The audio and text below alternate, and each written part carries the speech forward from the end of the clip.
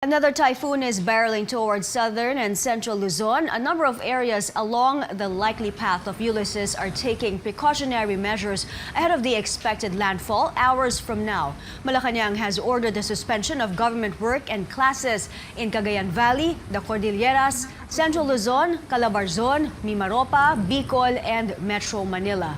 The suspension is effective until tomorrow.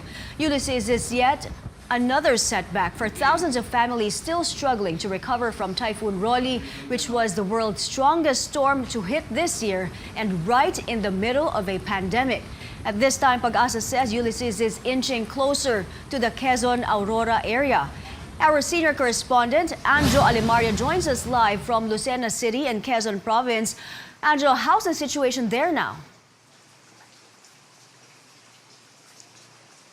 Well, you know what, Quezon is no stranger to destructive storms. In a month, 4 typhoons already ravaged the province, leaving a trail of destruction. Now comes Ulysses, which will make landfall tonight.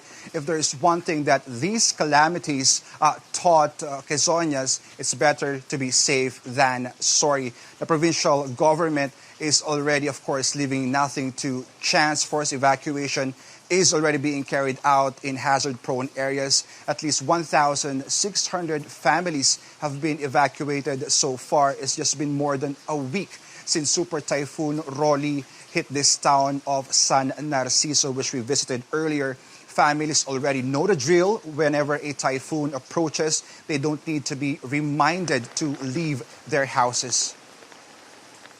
Ay, malapit po kami sir sa ilog. Ay, nakakatakot po pag lakas pa ang ulan, naapaw hanggang dito.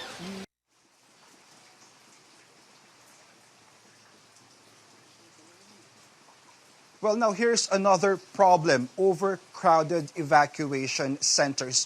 Many local governments are, of course, trying their best to limit one family per classroom during this pandemic, but that's not the case in a school that we visited earlier. Physical distancing is a major issue. Evacuees are not wearing masks, so we hope local officials will address that problem soon. So far, we've been experiencing heavy downpour all throughout the day with strong winds.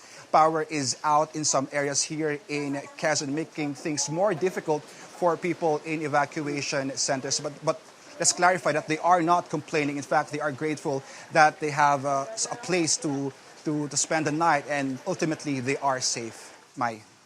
But Anjo, we were expecting that relief supplies and basic goods have been pre-positioned in preparation for this typhoon. And also, how is the situation in the evacuation centers and other facilities? Because that province has been battered already by previous typhoons, and we were expecting damage in those areas as well.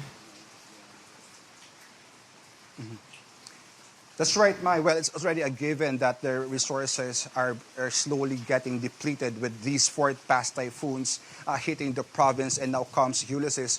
But we've been told by the local disaster officials that they have already prepositioned, deployed relief goods, and also rescue teams just in case, of course, that there will be areas that will be badly hit by Ulysses. But in terms of situations in different evacuation centers, again, the main issue here is, of course, physical distancing inside the classrooms, where you don't have overcrowding of families inside the classrooms. Of course, they're safe from the typhoon, but there's this danger of contracting COVID-19, Mai.